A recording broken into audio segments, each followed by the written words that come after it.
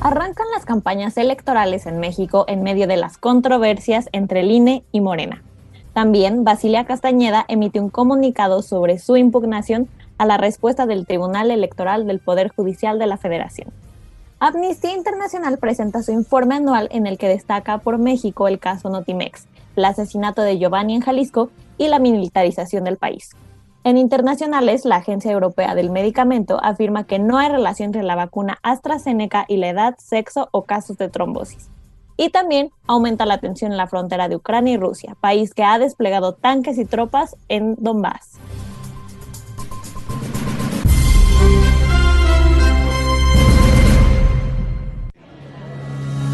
Mesa de prensa, para saber cómo estuvo la semana, aquí en Concepto Radial, viernes 1 de la tarde.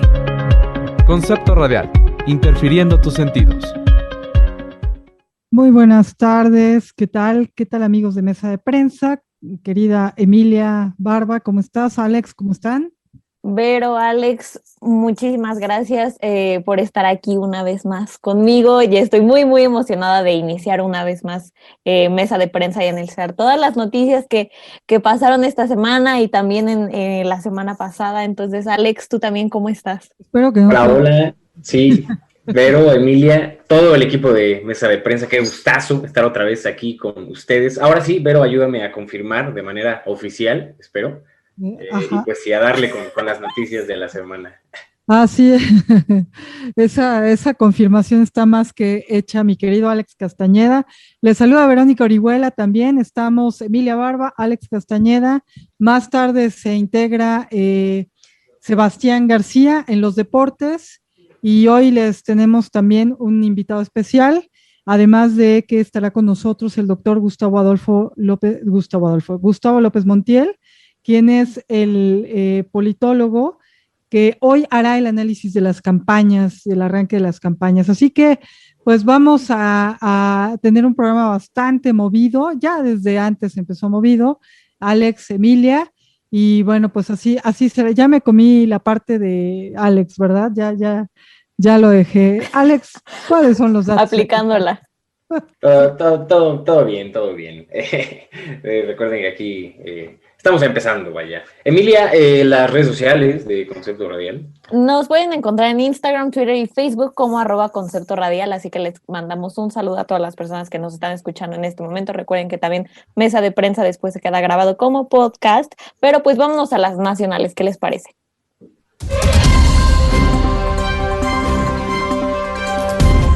Mesa de Prensa Nacional.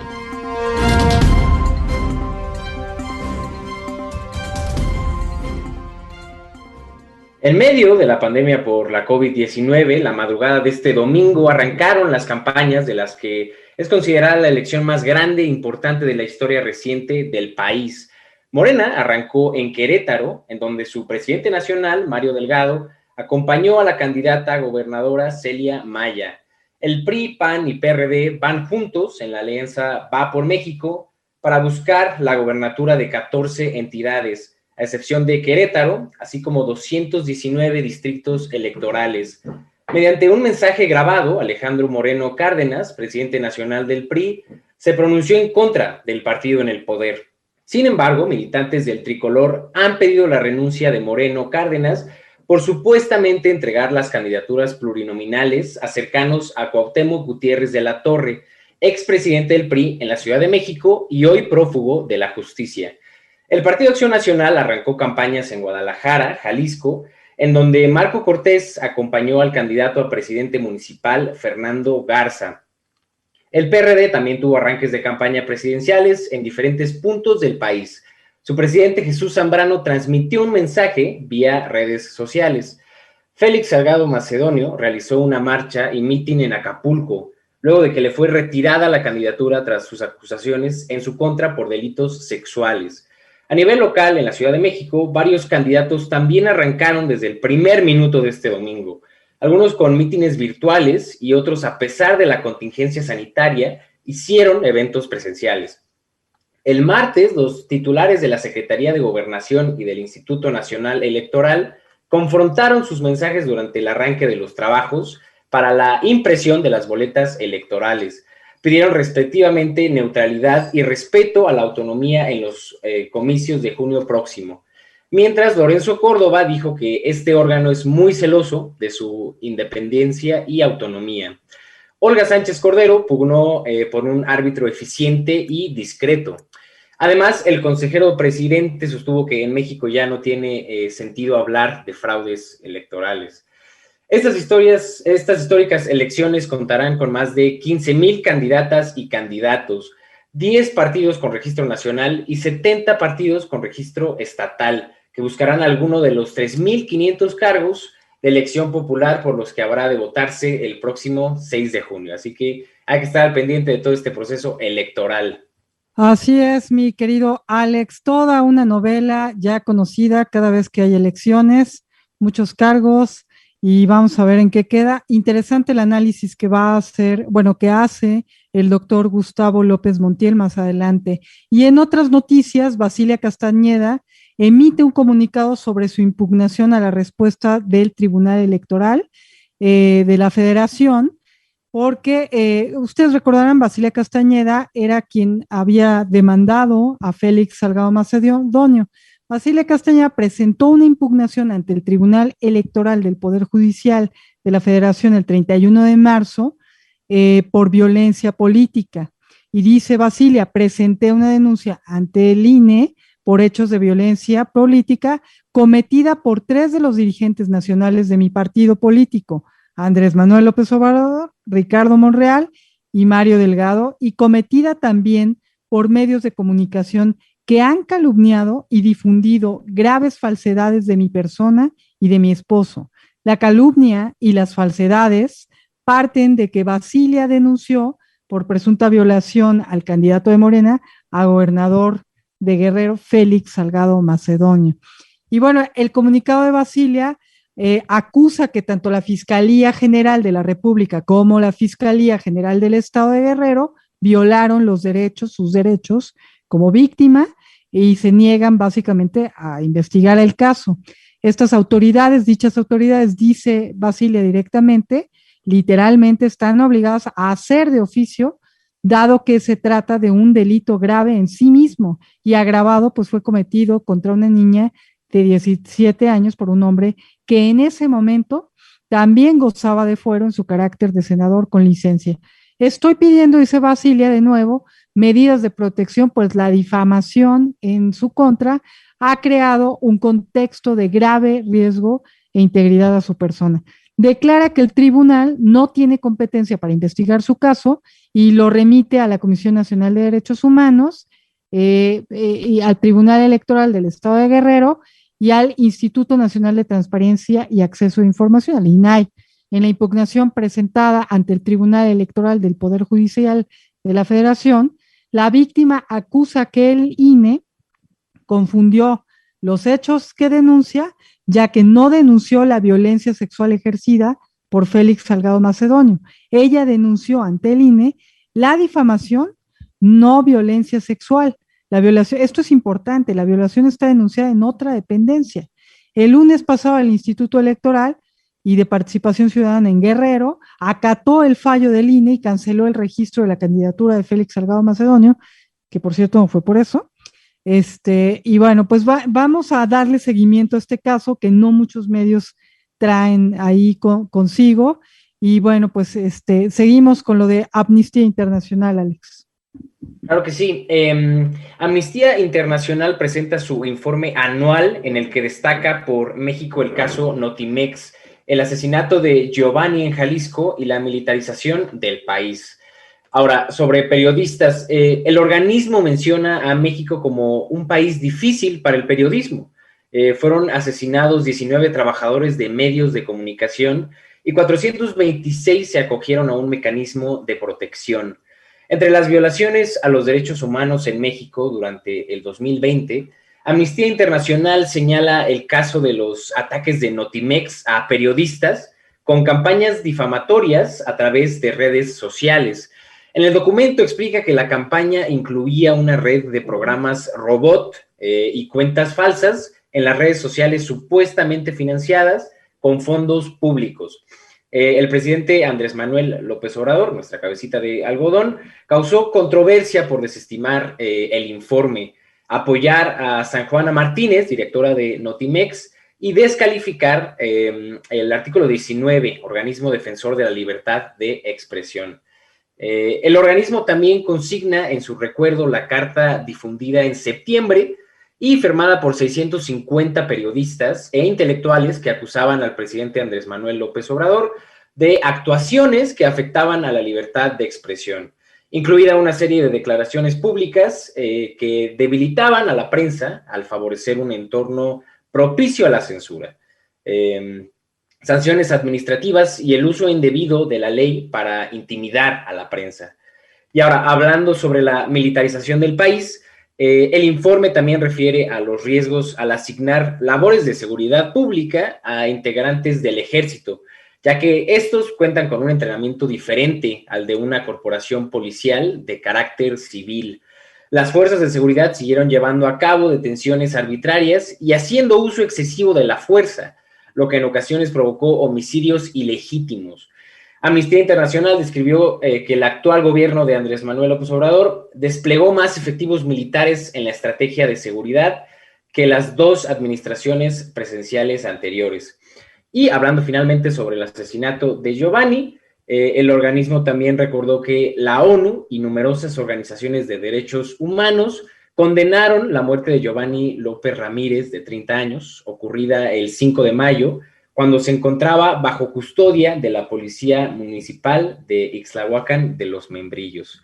Entonces, un aspecto a considerar de parte de estas organizaciones internacionales. Varios. Tuvimos aquí a Leopoldo de Artículo 19, hablando precisamente del tema de San Juana Martínez y las diferentes fallas que tuvo Derechos Humanos en manos de Rosario Piedra, y pues definitivamente decía Leopoldo que no había actuado Derechos Humanos en México como debía y que pues finalmente no se hizo la investigación y no se hicieron los procesos como se debían.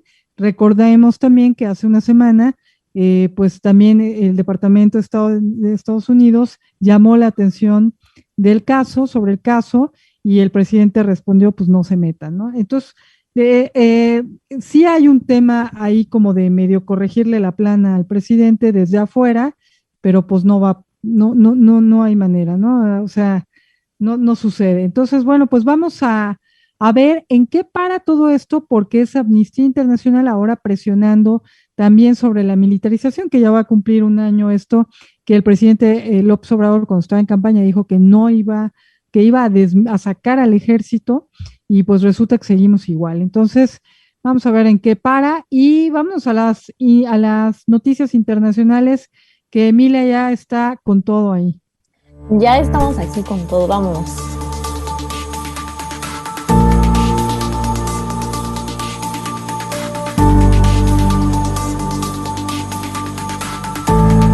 Mesa de Prensa Internacional.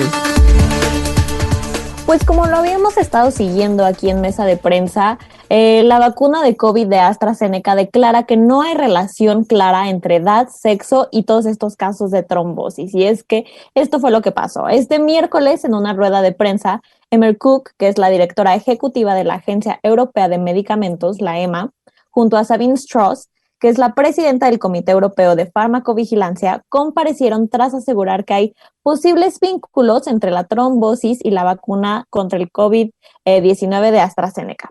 Explicaron que la edad, el género y el historial médico no suponen un riesgo adicional, a pesar de que la mayoría de casos se han dado en mujeres jóvenes. Y es que, después de insistir en que los beneficios de la vacunación son mucho mayores que los riesgos, pidieron a los y las pacientes y hasta a profesionales sanitarios que vigilen síntomas y señales de alarma de una trombosis que, dicen, suele aparecer en las 2 primeras semanas tras la vacunación. Emma Cook mencionó, este caso demuestra que nuestro sistema de farmacovigilancia funciona. Estos eventos muy raros e inusuales fueron recogidos, identificados, analizados y hemos hecho una recomendación clara basada en la ciencia para permitir el uso seguro y eficaz de la vacuna. Y por el otro lado, Strauss explicó que se ha realizado una revisión a detalle de 62 casos de trombosis del seno venoso cerebral y 24 casos de trombosis de la vena esplánica, en la que la base de datos de seguridad de medicamentos de la Unión Europea hasta el 22 de marzo de 2021, y cabe destacar que 18 de todos estos casos fueron mortales. Entonces, aunque la mayoría de los casos se produjeron en personas menores de 60 años y en mujeres, por las diferentes formas del uso de la vacuna en los países, la EMA no ha concluido que la edad y el sexo fueran factores de riesgo claros para estos efectos secundarios tan poco frecuentes. Y sí, es cierto que son muy, muy, muy pocos los casos que son de trombosis mortal en comparación a todos los demás que ha habido, que sí funciona la vacuna AstraZeneca. Entonces, pues vamos a ver cómo continúa todo este caso. Pero Alex, ¿cuál es la siguiente noticia internacional? Claro que sí. Aumenta la tensión en la frontera de Ucrania y Rusia después de que se desplegaran tanques y tropas una vez más en Donbass. Lamentablemente, esta que ha sido una de las zonas más inestables y llenas de incertidumbre, genera presión ante el avance de los tanques de Rusia.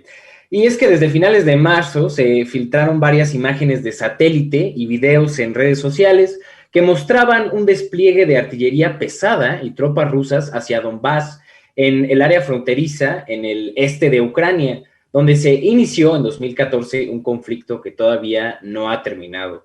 De acuerdo con el grupo de investigación Conflict Intelligence Team, el Kremlin no solo ha transportado fuerzas militares a la zona, sino que aparte instaló campamentos en la frontera. Como resultado, tanto el ejército de Ucrania como el Comando Europeo de Estados Unidos declararon alerta máxima ante todo este temor de nuevos enfrentamientos militares. De hecho, la semana pasada, el presidente de Estados Unidos, Joe Biden, llamó por primera vez desde que asumió el cargo a Volodymyr Zelensky, el presidente de Ucrania, mientras el Departamento de Estado criticó el despliegue de tropas rusas. Y ahora, este martes, Jens Stoltenberg, el jefe de la OTAN, tuiteó que había llamado también a Zelensky para expresar su seria preocupación por las actividades militares de Rusia en Ucrania y sus alrededores. Y dijo que la organización apoya firmemente la soberanía e integridad territorial de Ucrania. Y aparte, para tensar aún más la situación, este jueves un alto funcionario ruso aseguró que su país puede intervenir para defender a los hablantes rusos del este de Ucrania, y dijo que una escalada en el conflicto podría ser el principio del fin para Ucrania. Por su parte, Rusia no ha negado el despliegue militar. El portavoz del Kremlin, Dmitry Peskov, aseguró en una conferencia de prensa que Rusia tiene el derecho de mover sus fuerzas armadas dentro de su territorio a su discreción. Hay algunas suposiciones en cuanto a las causas de que este problema siga, y es que muchos analistas y expertos militares argumentan que al final solo se tratará de una prueba de fuerza para medir la respuesta de Biden y de Europa. Esperemos que así sea, porque ya sabemos cómo es el Vladimir Putin en estos asuntos. Es un caso, acaba de firmar su permanencia hasta el 36, o sea, este cuate sí empieza a quedarse corto, ¿no? Está terrible. Y también acaba de firmar, eso lo vi ayer, una ley que prohíbe el matrimonio entre personas del mismo sexo. O sea que Putin para rato y para... Muy mal rato. Sí, y para moler al mundo. Pero bueno, vamos al análisis, mi querido Armen, mándanos para allá, por favor.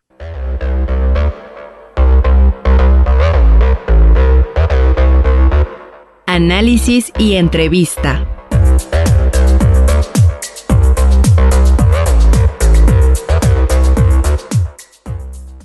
Bueno, pues vamos a escuchar una entrevista que le hicimos hace unos momentos al doctor Gustavo López Montiel, que en este momento tiene clase y no pudo estar en vivo con nosotros.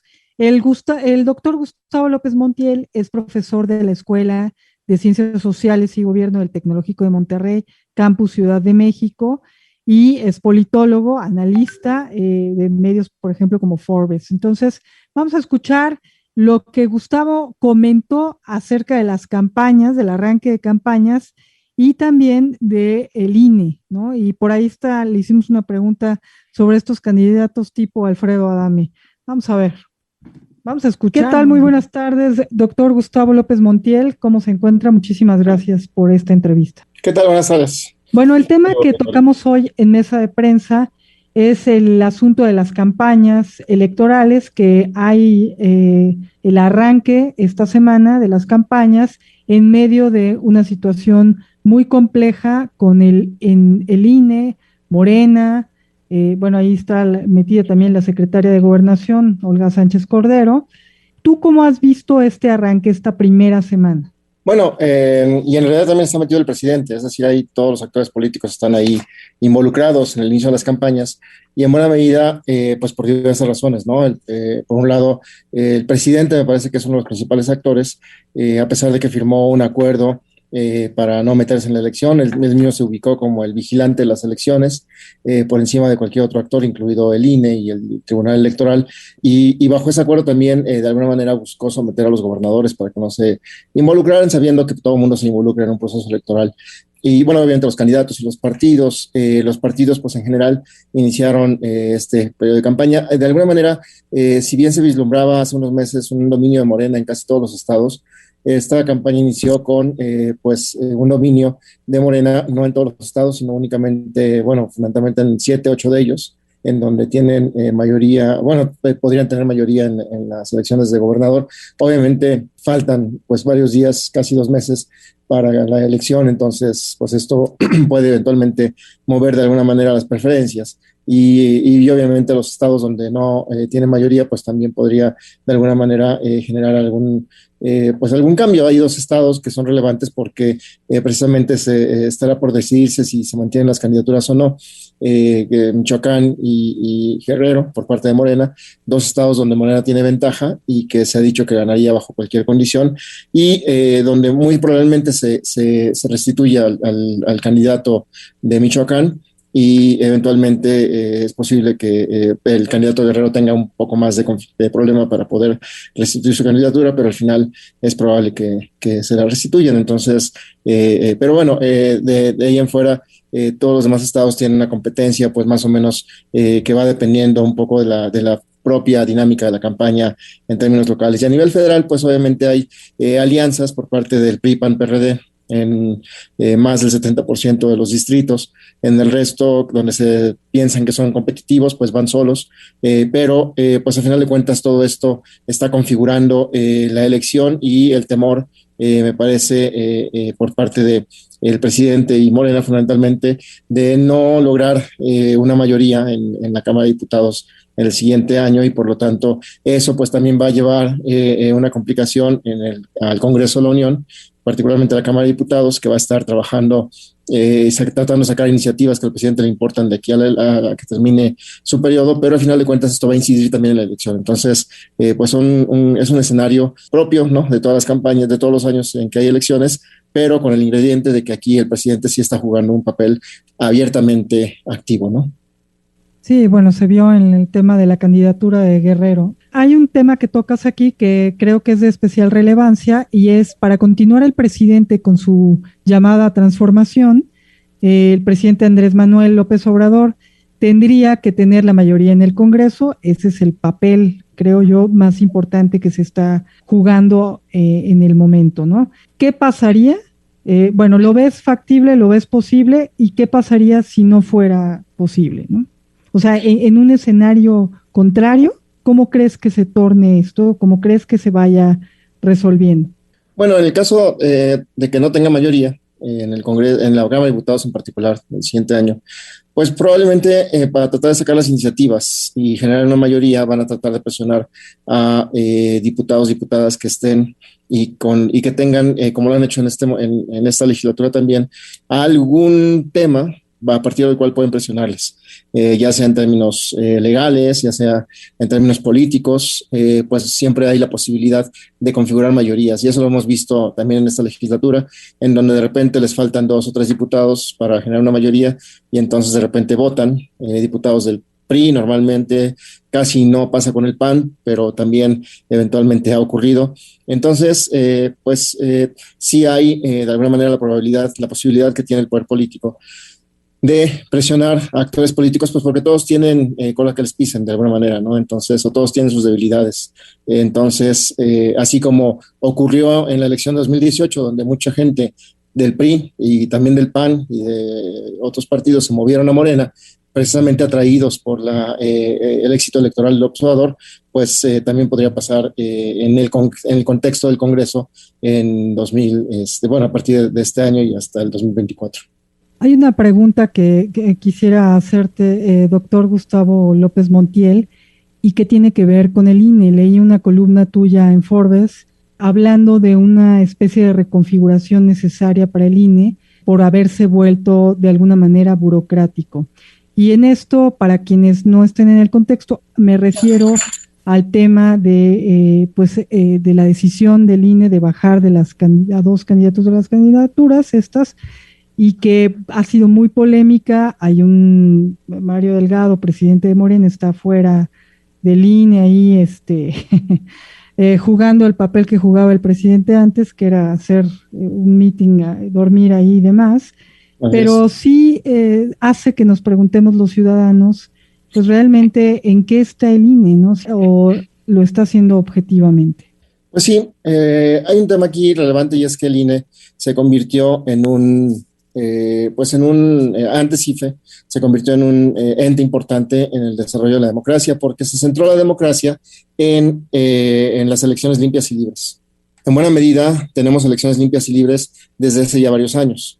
No es 2018 el primer año que tuvimos elecciones limpias y libres, teníamos elecciones limpias y libres ya desde hace tiempo, sin embargo, esta configuración que se construyó en una primera instancia con el IFE y luego con el INE, tiene 2 dimensiones. Una dimensión que es técnica, que es la que hace las elecciones y que es la que está profesionalizada, donde hay personas que tienen probidad en términos de su trabajo electoral, que son quienes van con las ciudadanas y los ciudadanos para que sean funcionarios de casilla. Toda esta parte técnica de la elección que se repite todo el tiempo, siempre que hay elecciones, tanto a nivel nacional como a nivel local. Y por otro lado está esta otra dimensión que es política, que es en donde están el Consejo General del INE, en donde están los partidos políticos, donde hay representantes del Congreso y donde están también los consejeros y consejeras. Y en ese sentido, esta dimensión política me parece que es la que mete mucha presión a la parte técnica. Entonces, porque todo el tiempo están tratando de rehacer, cuando ya hay una experiencia probada, ¿no? Entonces, y no únicamente eso, sino que son los que toman decisiones, pues, fundamentalmente políticas en el contexto de la elección. Entonces, me parece que si mantenemos esa estructura, pues nuestra democracia se va a ver estancada. Y además de que el INE tiene tantas atribuciones que, por ejemplo, en una elección federal, pues contrata a más de 100,000 personas para más allá de los ciudadanos y ciudadanas que están en las casillas, otras personas que son las que organizan la elección en su conjunto. Entonces, me parece que sí, esta discusión que se abrió a partir de la negativa del INE a registrar las candidaturas, también nos lleva a discutir seriamente el INE y lo que queremos para la democracia en el futuro. O sea, necesaria la discusión ahí sobre la reconfiguración del INE o cómo va a aplicar, ¿no?, básicamente estas facultades que tiene. Otra pregunta con la que estaríamos cerrando, doctor Gustavo López Montiel, tiene que ver con las candidaturas de artistas. A mí me llama mucho la atención y creo que hablo por muchas personas, el que haya tantos artistas y luchadores, gente que no propiamente tiene formación en la administración pública. Hace rato escuché decir a algún especialista sobre esta mujer que había sido, ¿cómo se dice? Miss México, ¿no? Y que está como candidata, ahorita Lupita Jones, que bueno, pues era una mujer con mucho candor y que no sabía de política, pero que ahí iba. Y son de esas cosas que uno dice, bueno, pues entonces no existirían los estudios en administración pública, ¿no? Es decir, para hacer política hay que conocer de administración. Y el ejemplo lo tenemos en muchos alcaldías, municipios y demás, ¿no? En la propia presidencia a veces. ¿Qué decir de esta? ¿Por qué están llegando los artistas? Entiendo, o sea, lo básico es decir, por popularidad. Pero la pregunta es, ¿no hay cuadros políticos? ¿Qué está pasando con todas estas generaciones que emergen ya no digamos del ITAM, de la UNAM, ¿no? De todas las escuelas, hay muchas escuelas maestrías en administración política. ¿Qué está pasando? ¿Qué tendríamos que estar haciendo los ciudadanos? Pues sí, hay aquí, lo que pasa es que hay que diferenciar dos dimensiones. Una es el gobierno como tal y otra es la administración pública. El gobierno pues son los cargos electos, en donde está el ejecutivo, el legislativo y de alguna manera también el judicial. Que son cargos políticos en donde pues la misma Constitución dice que cualquier persona tiene derecho a votar y ser votada, ¿no? Entonces, pues obviamente en la discusión sobre cómo debe ser el gobierno, pues es una discusión histórica que podemos traer desde Platón. Platón y Aristóteles proponían hace 2500 años la configuración de gobiernos de filósofos, ¿no? Platón en particular, gobiernos de personas que supieran, ¿no? A final de cuentas, tomar decisiones.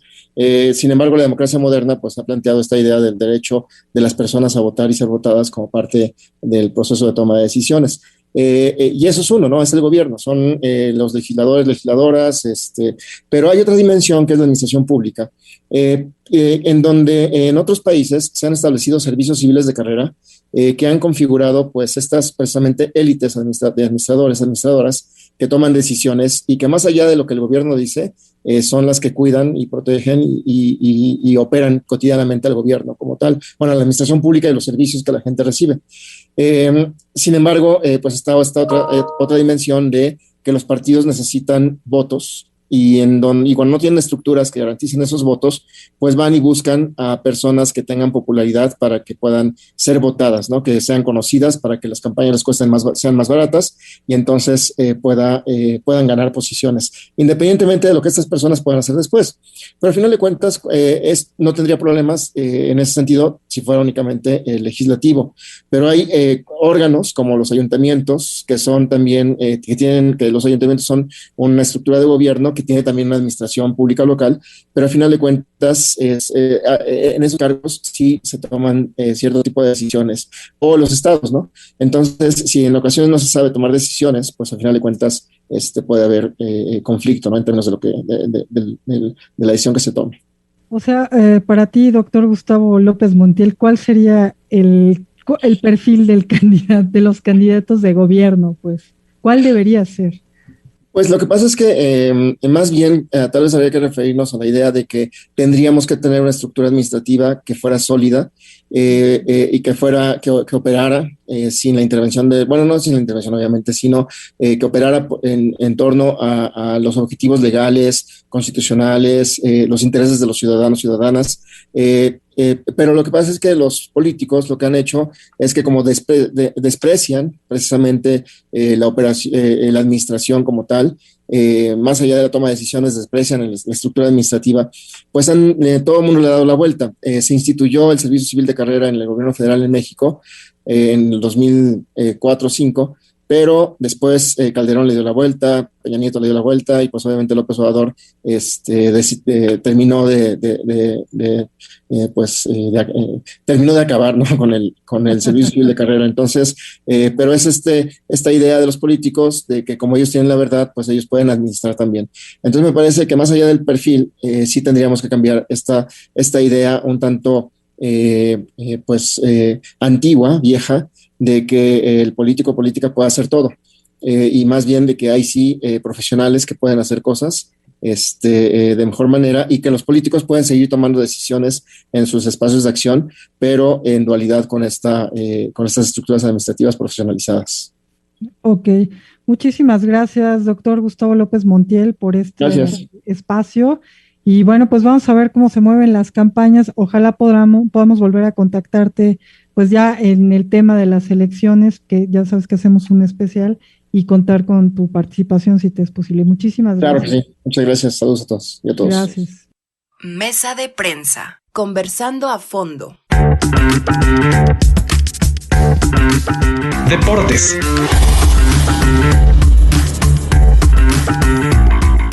El exjugador de la NFL, el cornerback Phillip Adams, de 32 años, mató a 5 personas y luego se suicidó.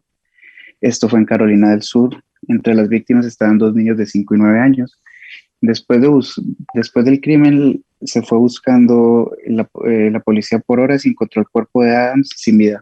En una entrevista a la WCNC, el padre de Adams dijo que su hijo era un buen muchacho, pero que el fútbol lo había dañado.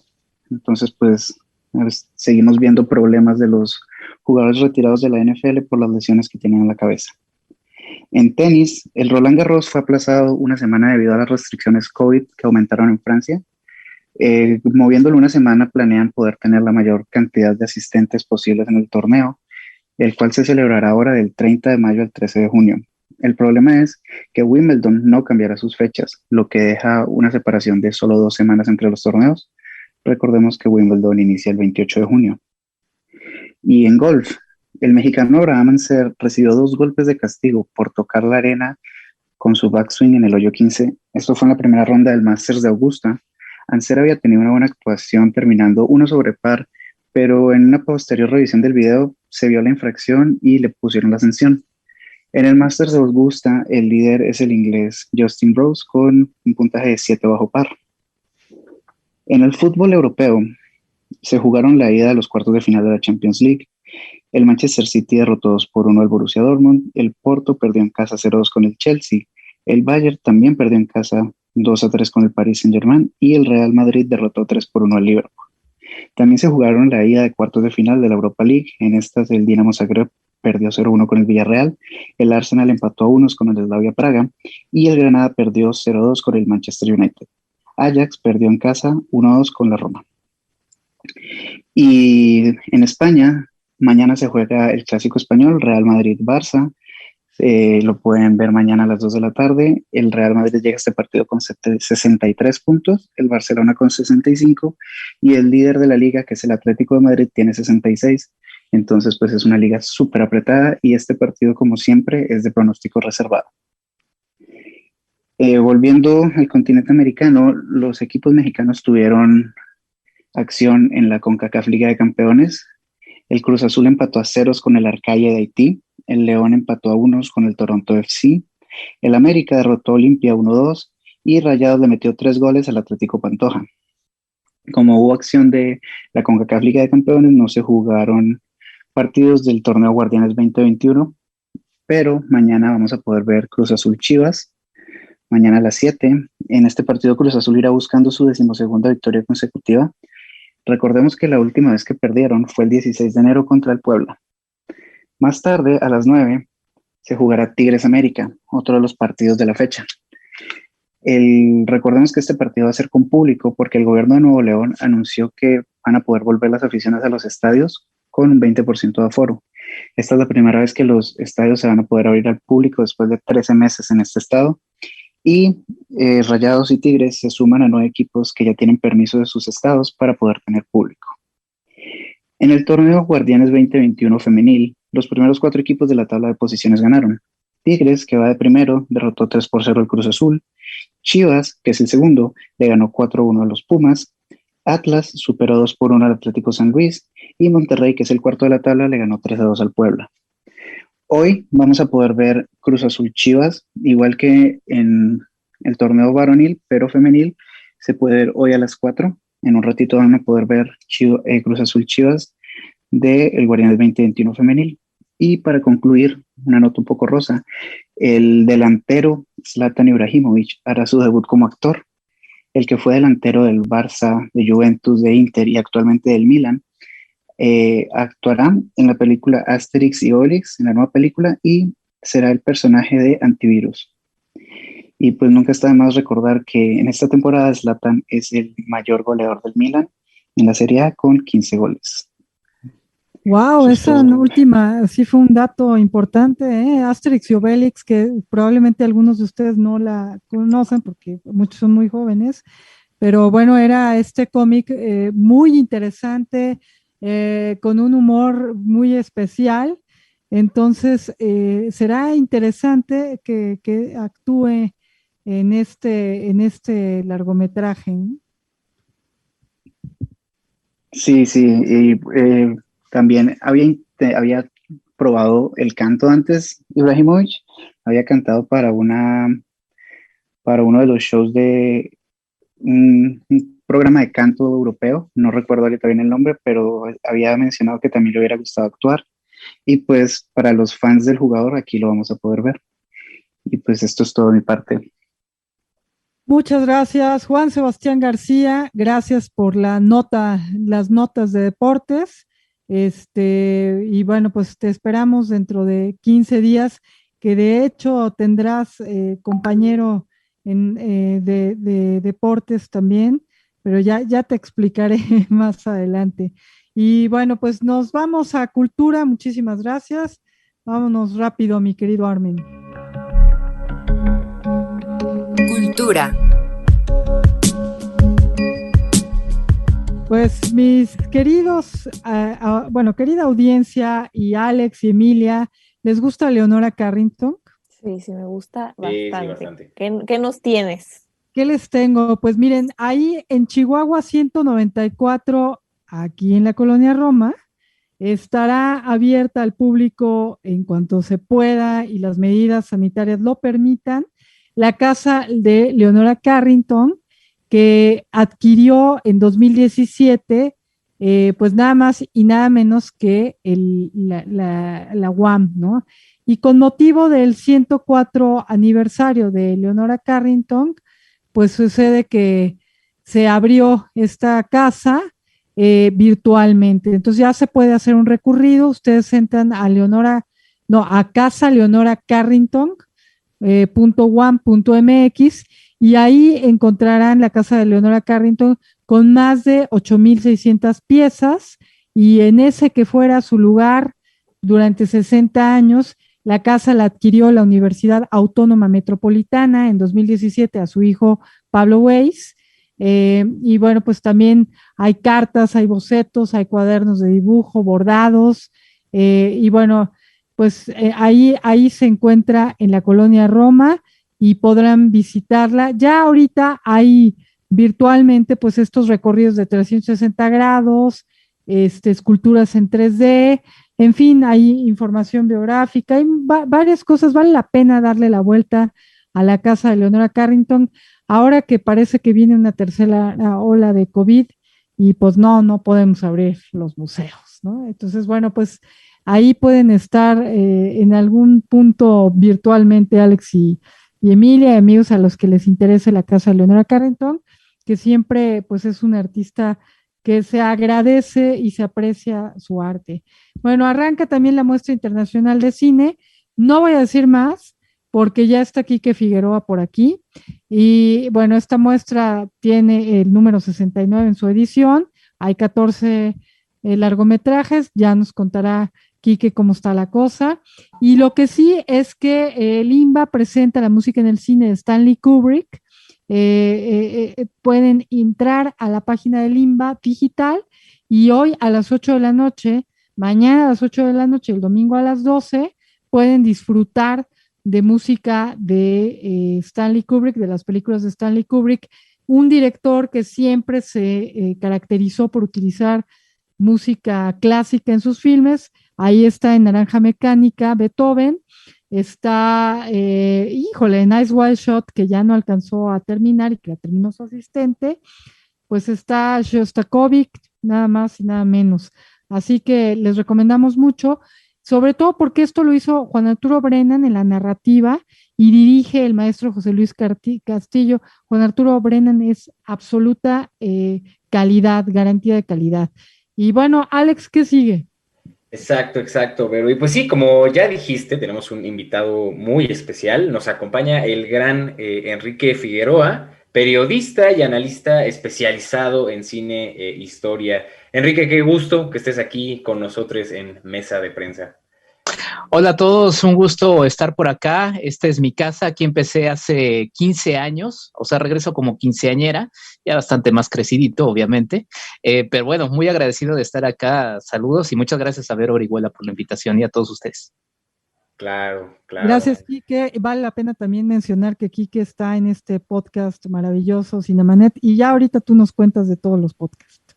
Sí, ahorita les platico, pero sí, como bien dices, Verito, arranca hoy la 69 Muestra Internacional de Cine de la Cineteca Nacional. Son 14 películas de 13 países, como ya bien indicaste. Estará hasta el 26 de abril, sí, de manera presencial en las salas de Cineteca Nacional. Se están tomando protocolos, ¿no? Toma de temperatura, gel, tapetes. Hay protección también para la gente que está trabajando ahí en Cineteca Nacional y que está interactuando con los usuarios.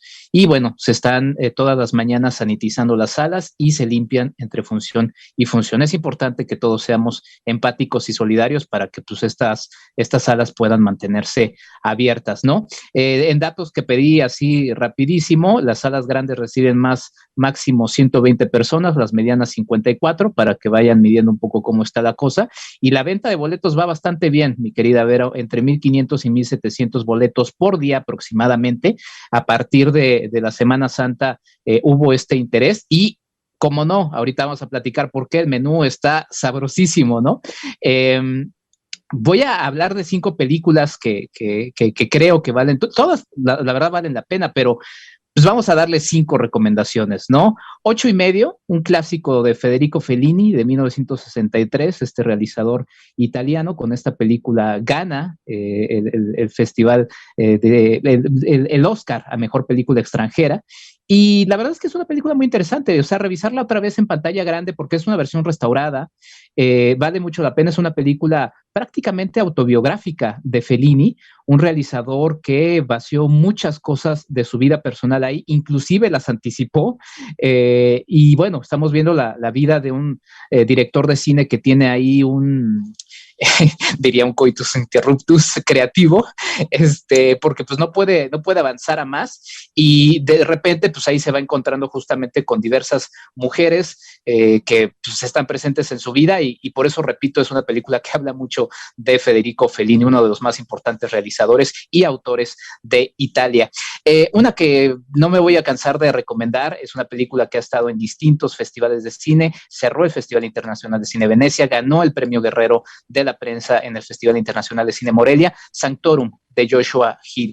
Es una película que se conecta con muchas cosas que estamos viviendo actualmente, ¿no? La violencia por el narco en una comunidad, en los cerros, en las montañas, se hace presente de manera muy violenta con una comunidad que lo único que hace son una comunidad de campesinos, que es sembrar, pero pues los explotan justamente para eso, pero también los explota, los sanitizan, satanizan, en ese caso de sí satanizar, el gobierno y el ejército y demás. Entonces ellos terminan siendo la víctima de todo. ¿Qué es lo que termina sucediendo?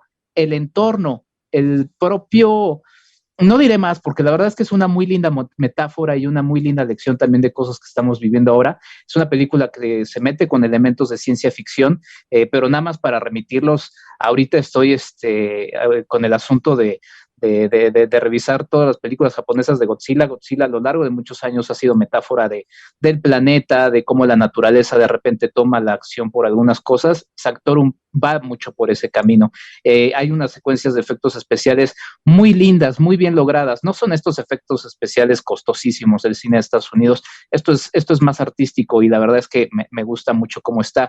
A Puertas Cerradas, de Costa Gabras, una película que habla sobre todo el lío de cuando gana un partido más hacia la izquierda en Grecia y que pone en los recientes años en la puerta el asunto de renegociar su enorme deuda, pues se va encontrando el ministro de Finanzas, que es Yanis Varoufakis, una serie de planteamientos para con la Unión Europea poder renegociar, pero se encuentran con el poder del capital, con el poder del Estado, en este caso Alemania como todopoderoso de la Unión Europea. Habla mucho sobre todas estas pues intereses que van más allá de los propios intereses y soberanías nacionales. La verdad es que es una película muy interesante de Costa Gabras, que siempre me han gustado estos temas. La verdad, de Hirokazu Koreeda, un realizador japonés que ahora se aventura en Francia dirigiendo a Catherine Deneuve, a Juliette Binoche, un elencazo bastante interesante. Y también La Llorona, de Guatemala, de 2020, de Jairo Bustamante, una película que cierra una trilogía muy interesante y que cerrará la 69 muestra. Eso, entre todas las demás películas, son 14 de 13 países. ¡Wow! Suena muy bien el menú, pero ni así me animo a ir a la Cineteca, lo siento. Sí, yo, fíjate que yo tampoco me he acercado y seré sincero con la gente y los chicos que nos están viendo. El problema es el entorno. La Cineteca y todos los cines están haciendo todo lo posible para que sea un entorno seguro, pero si de repente hay alguien que se la pasa estornudando, que está ahí nada más gritando y Ese es el problema, y la verdad, creo que ha sido un poco la constante en estos días, pero bueno, si alguien quiere hacer un voto de confianza, irse protegido y sí, con todas las medidas, pues adelante, ahí está la invitación. Y esos tapetes secos y gel rebajado tampoco ayudan mucho. Tampoco ayudan mucho, sí, pero mira, la verdad, Cineteca está haciendo todo un esfuerzo muy importante y en realidad los cines, pero bueno, entiendo, sí. Sí, la verdad es que es un esfuerzo choncho. Creo que yo sí hubiera optado por hacerlo virtual también, pero también entiendo que económicamente pues no sale, ¿verdad? Entonces, es todo un asunto ese, y a ver si luego lo metemos en alguna colaboración por ahí, Vero, porque todos los festivales han estado haciendo funciones gratuitas, pero pues de algo tienen que vivir, ¿no? O sea, es complicado, es bastante complicado, y creo que también inclusive ha sido un poco dañino que todo sea gratuito, por lo menos en festivales en México. Hay otros festivales en el mundo que han tratado de ver cómo conviven un poco con esta realidad que estamos viviendo. pues yo tuve que pagar algunas de las del festival francés, pagué alguna en Prime, algunas de las películas, o sea que, y sí estoy de acuerdo, porque pues no se vive de grapa, ¿no? Pero bueno, Quique Figueroa, muchísimas gracias. Por cierto, inauguramos hoy la colaboración de Quique Figueroa cada 15 días. No se va el doctor Juan Carlos Olmedo, ni tampoco nuestro querido Branco Pérez, sino que se irán alternando. Entonces, bueno, pues por aquí tendremos a Quique Figueroa cada 15 días. Muchísimas gracias. Muchas gracias a ustedes, saludos a los otros dos colaboradores y un gusto estar aquí en casa. Gracias, Quique, querido, un abrazo. Emilia, vámonos. Vámonos, pues sí, nos despertamos, Alex, Verónica, con esta noticia de que el príncipe Felipe, marido de la reina Isabel II, murió a los 99 años, y esto lo anunció el Palacio de Buckingham. Y dijeron que con profundo pesar su majestad la reina ha anunciado la muerte de su amado esposo, su Alteza Real, el príncipe Felipe, duque de Edimburgo. Y es que él se casó en 1947 con la entonces princesa Isabel, muy jóvenes, claro, 5 años antes de que ella se convirtiera en reina, y fue el consorte real con más años de servicio en la historia británica. De hecho, el marzo pasado de este año, el duque de Edimburgo dejó el hospital después de una estadía de un mes para recibir tratamiento. Se sometió a un procedimiento por una afección cardíaca preexistente en el hospital londinense St. Bartholomew's. La bandera en el Palacio de Buckingham se bajó a media asta y se colocó un aviso en las puertas tras el anuncio de la muerte del duque. Tras en este palacio, como en el castillo de Windsor, la gente comenzó a dejar tributos florales. El príncipe en su funeral se llevará a cabo en la capilla de San Jorge en Windsor, pero los arreglos para el funeral fueron revisados debido a la pandemia de coronavirus, informó el Colegio de Armas en un comunicado en el que se agrega que no será un funeral de Estado y que tampoco se instalará una capilla ardiente. Entonces vamos a ver si en este funeral van a ir nuestros queridos Harry y Meghan. Exacto, es el chismazo en la vida real. A ver si nos enteramos, esperamos que sí. Aquí en Mesa de Prensa también le vamos a dar seguimiento a esta noticia. ¿Tú vas a ir? Es que no fui requerida. Esta vez no fui requerida, pero a ver si a la siguiente me invitan a la buena, pero no voy a decir cuál, pero bueno. Tampoco los invitas a la hora 69. Sí, cualquiera está invitado, pero bueno, esa es la noticia. Pues sí, fue una nota importante porque socialmente pues tiene cierto impacto. El príncipe Felipe no gozaba de una fama precisamente de ser agradable. Pero bueno, pues vamos a ver qué pasa. Gracias, Emilia. Gracias, Alex Castañeda. Bienvenido. Ahora sí, más que bienvenido. Ahora sí, oficial. Ya lo dijimos al aire, vaya. Pero bueno, sí. Pues contarles que la próxima semana reconfiguramos un poco Mesa de Prensa para integrar a 10 colegas, compañeros que estarán con nosotros y que van a estar en diferentes secciones, en las notas nacionales, en las internacionales, en deportes, en cultura, harán algunas coberturas, llegan acá para pues darle mucho más dinamismo al programa. Son pues futuros colegas, yo ya lo siento como colegas porque ya vamos a trabajar de la mano, el segmento, el bloque, que así se llama en el TEC de Monterrey, de periodismo, de contenido noticioso, ¿no? Producción de contenido noticioso. Así que pues iremos viendo una dinámica distinta la próxima semana y pues desde ya están bienvenidos, están ellos conectados aquí. No los hemos dejado hablar, pero bueno, pues de todos modos tendrán mucho espacio y mucho foro para hablar la siguiente semana. Muchísimas gracias, nos vamos. Mesa de Prensa se despide. Gracias a Sara Mota, que estuvo en la redacción, a Emilia también en la redacción, a Diego Puente en la redacción, a Alejandra Cobo, Juan Sebastián en Deportes, Armando Vázquez en la producción al aire. Y bueno, pues nos despedimos hasta la siguiente semana. No olviden escucharnos en podcast en conceptoradial.com. Mi nombre es Verónica Orihuela. Hasta el próximo viernes. Mesa de Prensa. Para saber cómo estuvo la semana, te esperamos el siguiente viernes a la 1:00 p.m.